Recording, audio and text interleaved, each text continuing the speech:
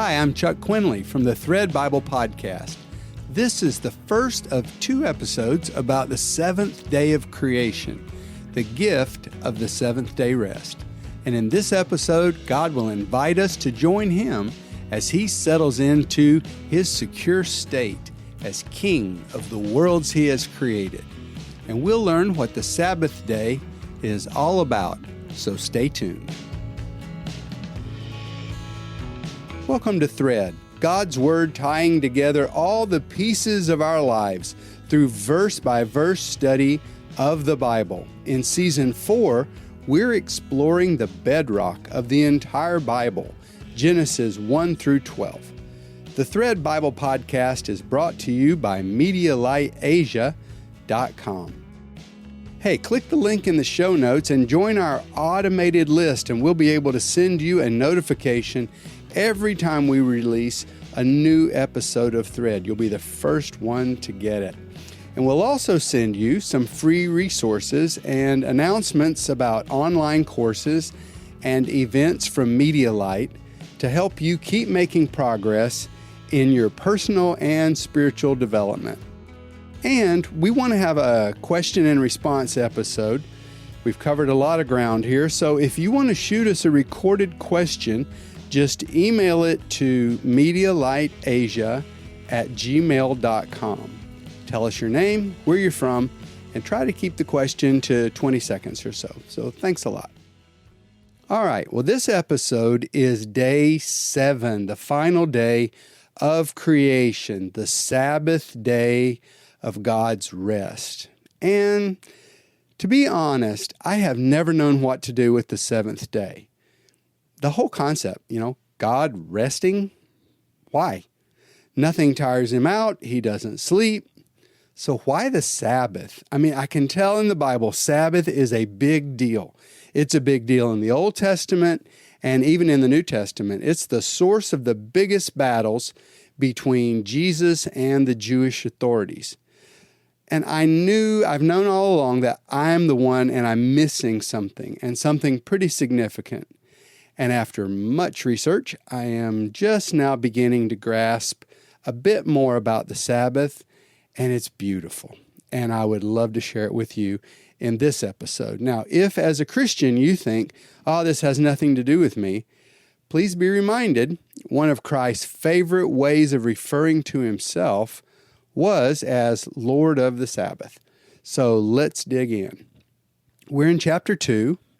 The closing notes of the creation overture. By the way, chapter 2 wasn't chapter 2 until the 1200s AD. There are no chapter or verses in the Old or New Testament manuscripts. This is something that was added by a helpful medieval scholar named Stephen Langton, and he did an amazing job. It's really helpful. Can you imagine? We would have just had to say, well, it's in Romans, kind of toward the beginning of it, and instead he gave us this whole grid where we have chapters and we have verses, and it really is an aid in study. However, it can change your perception of certain passages just because there is a break there. And Stephen Langton did an amazing job overall, and he mostly seems to have gotten it right, but in many places, like chapter 2, verses 1 through 3, there are some who disagree. He placed the division here because of the way it opens. In chapter 2, verse 1, it says, "And the heavens and the earth were finished." And this is the echo of the very first verse of the Bible that says, "In the beginning, God created the heavens and the earth." So in one sense, he's saying, they began the first chapter. We'll call that a chapter that starts with that line. And now another chapter starts with that line again. But it's just as easily a great way to end the first section, which is what I think is happening. We're still in the 7 days of creation, and we're on the 7th day. So I think what was intended was to open and close with the same line. So we started with, in the beginning, God created the heavens and the earth, and now we wrap up this section on day 7 with, and the heavens and the earth were finished. I'll read the rest of the text. And the heavens and the earth were finished, and all their host. On the seventh day, God finished his work which he had made, and he rested on the seventh day from all his work which he had made.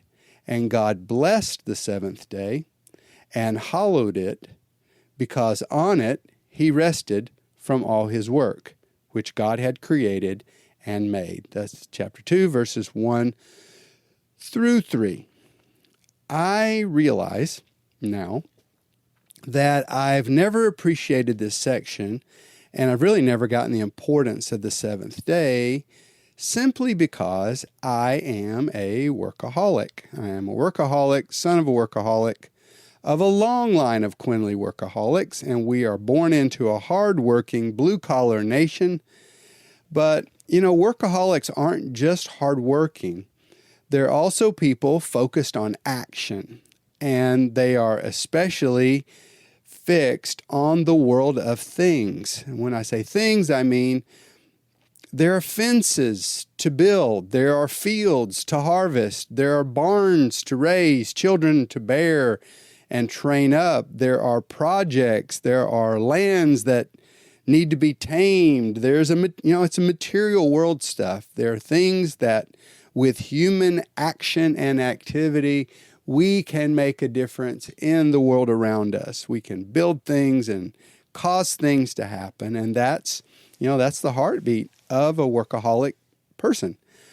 And our focus is on the world of things that we can see. So there are things we can launch and things we can plant, and there's harvest, and there are things we can create. It's work, glorious work we can see. So we can mark our accomplishments, and we can measure how we're doing, and we can figure out how to do things better, better, bigger, faster, which of course is better. So when I read the rest of this creation overture, the beginning of it, I've got God, he's in his secret place, and he's creating to his heart's content, and I get it. I really get it. I want to know all about it. I want to know about giraffes and peacocks and bacteria and sound waves and time, and I am so interested in all that God made and how he made it. And then I run slam into chapter 2, verse 1, and God finished his work. And honestly, I am bewildered by that sentence. How? How do you finish something? Something that is so involved, something so endless as a universe. How do you finish something when it constantly is evolving? And it is something that, you need to daily maintain it just for the survival of everything that lives on this planet. How do you finish work like that? My little work, my to-do list, it never ends. Literally never. My to-do list is digital, so I never run out of paper, and it is never finished. It just runs on. I knock the things off the top of it. I put new things on the bottom, and it just runs and runs and runs and runs. And so here I am, and I'm looking at the great one, the creator, the artisan God who loves to create, and he creates at the highest level possible. And I'm watching him, and he draws a line. It's the universe he's creating. And he draws a line, and he says, it's good enough. It works. I'll finish. And we're about to run into two really big ideas in chapter 2. So stay tuned.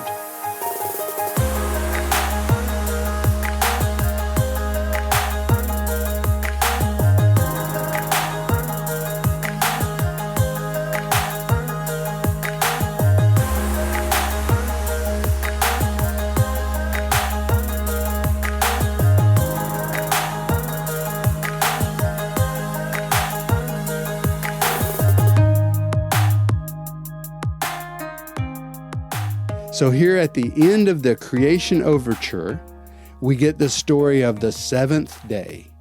And we run into these two ideas. And here's the first one. So pay attention, fellow workaholics. This word finish in Genesis 2 in the Hebrew, it doesn't mean that the world is perfect. It does not mean that nothing else could be added to it or that nothing else will ever happen to this piece of work. Actually, when we go up above it a few verses, when God judges his own entire work of creating our world, he doesn't even call it perfect. Apparently, that's not even his goal. He says it's very good. It's very good. Really, you're going to stop with that? But he's happy. He's actually very happy with it being very good. The word finish doesn't mean that it is absolutely perfect. The word finish means simply that you cease. You lay your tools down and you step away. The Creator God just stopped. The endlessly creative one, by his own will, ceased creating. He could have gone on forever creating, but he set a limit for his own activity, and then he just stopped working on it. Good. It's very good. It works. Ship it. And out it goes. So here's our first big idea. Cease. Just stop it. You can work on a thing until that thing is no longer needed, trying to make it the perfect thing. But in my lifetime, I have realized that most of the time, you really can, it's just an expression, but you can really sort of build the plane as you fly it. Once it's good enough to get off the ground, because things change so fast, that agile is often more important than perfect. So we all, even those of us who find great joy and delight in our work, because honestly, I have never found my work a burden. I have loved everything I have ever worked on, from my academic career to pastoring to media work and media instruction and helping launch new initiatives. I love all of it. I find joy in all of it. I can do it for 12 hours, 15 hours. I am not tired by it. I love it. But that's what this verse is telling me. Even those of us who find great joy and delight in our work really need to just lay it down. We need to turn off the phone. We need to power down. Just be still and do nothing more.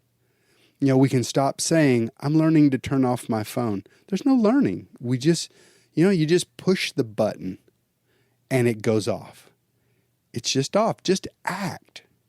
But the action is the action of stopping your busyness. Stop your work. And you may find, if you try this, that you are so addicted to activity that even sitting still doing nothing for 60 seconds, just sit there and breathe.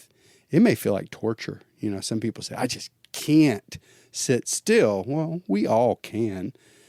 But we're addicts. We're addicted. We're addicted to channel changing, even relationship surfing. But in the seventh day of creation, our Maker tells us to follow him, follow his example, and cease. Finish. That word means stop doing, or in other words, do nothing. A healthy rhythm of work and then non-work, replenishment. We all know, in our head at least, that it's essential to living a healthy life. But so this is our first big idea that comes to us in the seventh day, and that is, no matter how creative you are, or how much you have to do, or how big your job is, you must cease, you must finish, you must stop being active. Just quit. Be still. Do nothing. Secondly, we've got another big idea, and that is a new word that we saw in the text, and it's the word rest. And rest is a word that we have misunderstood. This is not the image of God putting his feet up on the sofa, taking a nap. It's not a tired God catching his breath. It's not even God giving us an example of taking a day off each week, which was a revolutionary thought in the ancient world when God did reveal that to the Jews and they began to practice it. This was a new idea. I mean, in the country where I live, which has no Christian or Jewish background, many people work 7 days a week. There's no such thing as a day off each week. This is an idea that came to us from God's revelation to the Jews. But the word rest in this context on day 7, it's not that. It's not that God is trying to give us a great example of taking a day off so he can get back to work. It's a much bigger idea than that. Let me give you a couple of ideas of illustrations. First one is maybe the thought, I don't know if you've ever done any camping, but in camping, you go to a place that it isn't your place. You're not familiar with it. It's just in the woods somewhere, and you have to set up a campsite. So you brought all this stuff, and you have to do work. You have to figure out where are the sleeping places going to go, and where's the fire going to be made. And you design a campsite, and then you have to work at it. And you got to gather firewood and put all this stuff together. Okay, now you've got it all set up, and then you stop, and you make a fire, and you brew some coffee, and you survey the little world that you made. You got your hammock up, you've got your water stored, there's your tent, it's strong, sleeping bags out, your food is ready. You settle in to your camp. This is related to the concept rest. Actually, let me give you a better example because it's an exact example. Imagine that you are a king that is ascending the throne. You have been chosen to be king. You are the legitimate sovereign over a people and a land. And so you have been ratified as king. There have been massive celebrations, the coronation ceremony, the great banqueting, the feasting. You've set up your government. You have appointed your officials. And then there is a day where you go into your throne room and you sit on your throne. This is precisely the idea of the word rest. It is that as a sovereign, you are settling into the kingdom that you control. And you are looking around you, and you're getting your bearings, and you are settling in to reign, to use your power throughout your lifetime, to enact your will in your realm.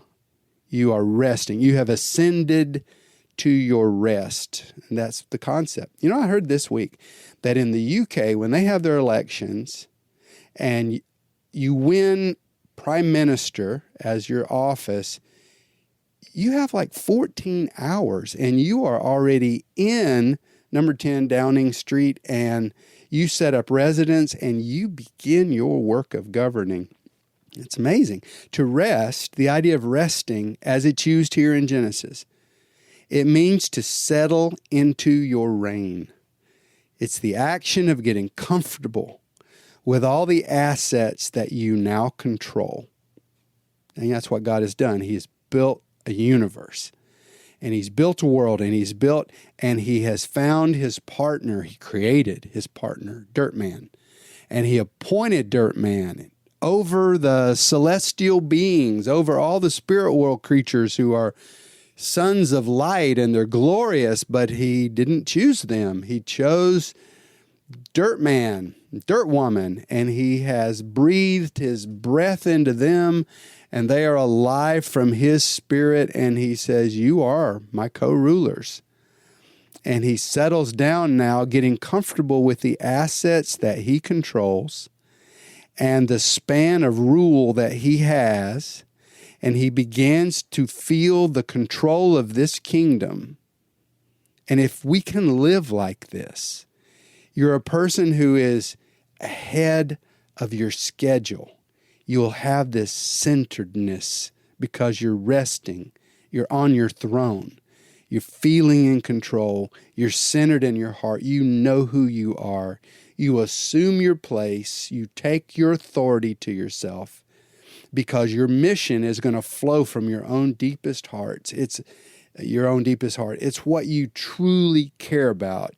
And so you settle into your throne and you gather your team around you and your vision is clear and now you are ready to reign. We'll be right back.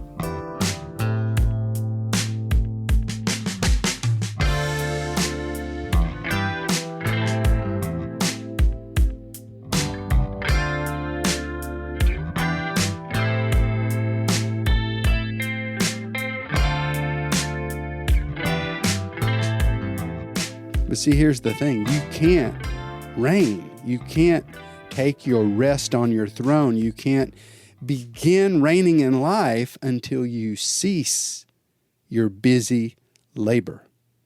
The backbreaking season of creation work, the labor of creation, it was just that. It was a season.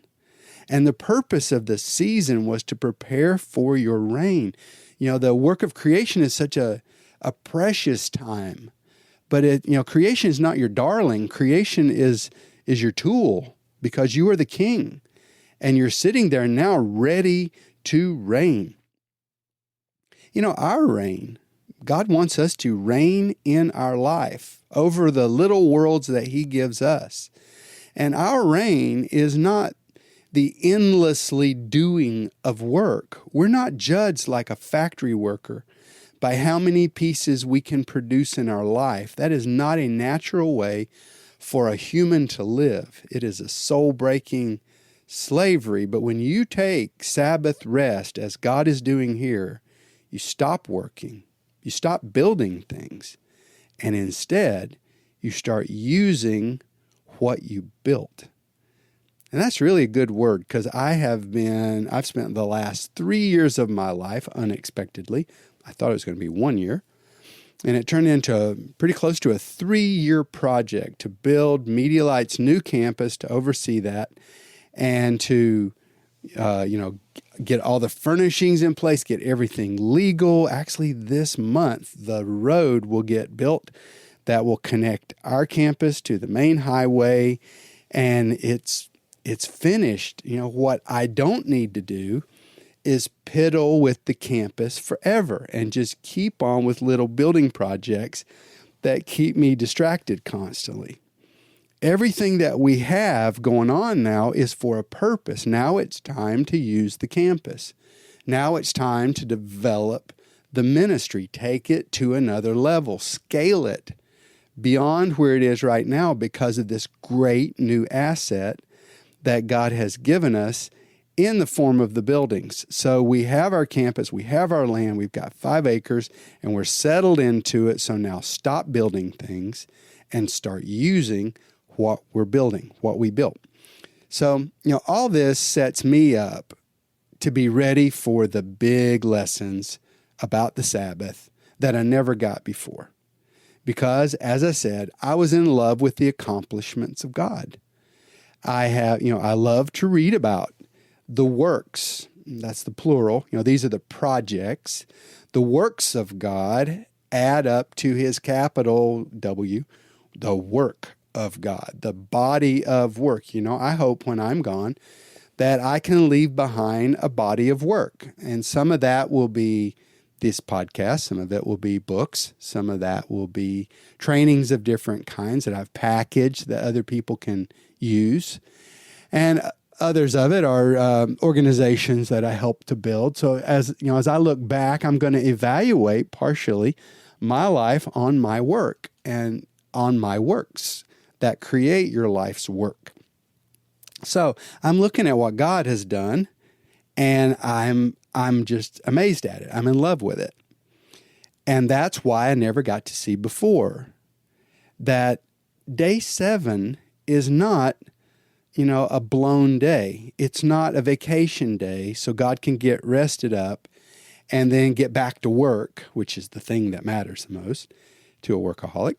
That on Monday morning, God's going to get a lot of rest on Sunday, and then Monday, bam, he's going to hit it. Actually, we know, in fact, we're talking about Friday, Saturday. But, that God is going to get back to work on the first day of the week, and I missed the whole point. The point is that day 7 is the goal of days 1 through 6. Let that sink in. It's not God taking a day off.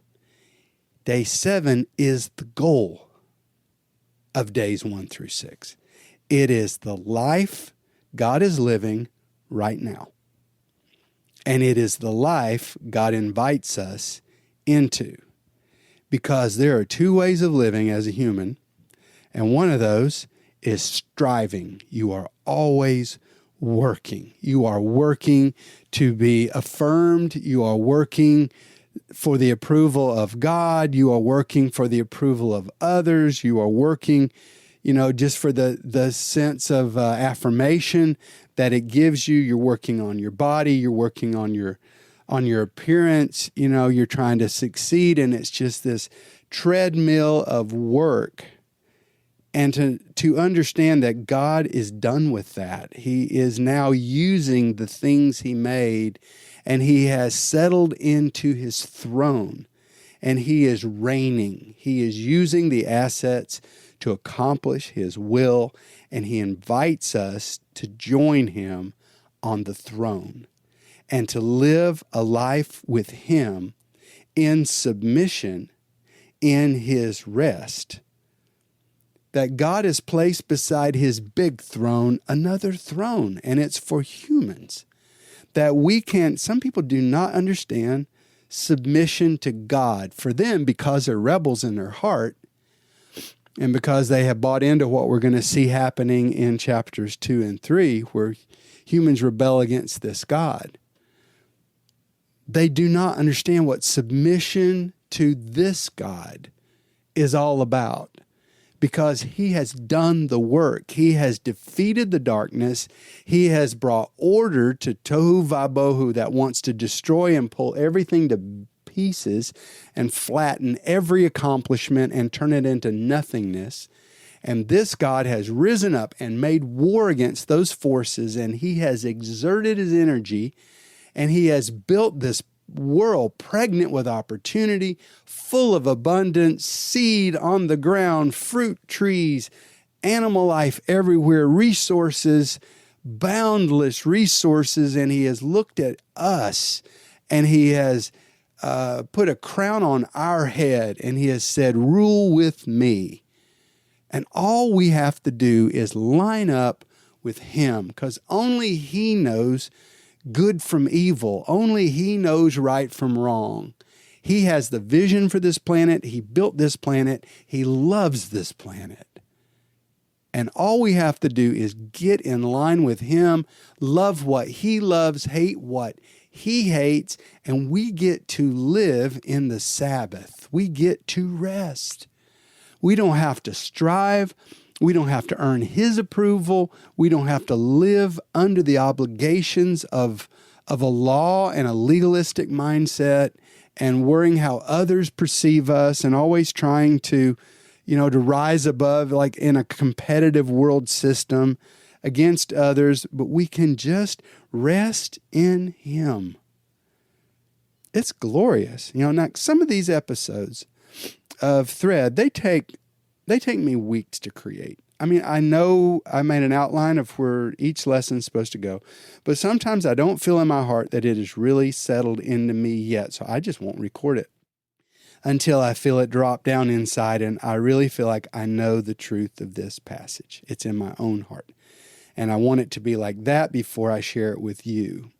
Sometimes easily I can spend 20 hours to make a 20-minute podcast, but it's worth it to me. One of my dreams for this is that you will see your world differently because the Bible is spiritual truth, and it will help you live your material world life. Live your life as a nephesh, an embodied physical life animated by the breath of our Creator, and who turns out to be our Father of all things, that He would be Father for us. So I pray you'll have new eyes and you can appreciate the interplay of the spiritual and the practical throughout every day of your life. And I believe God wants to use Genesis 1 through 12 to change the patterns of your life and to invite you to return to life in the garden with Him.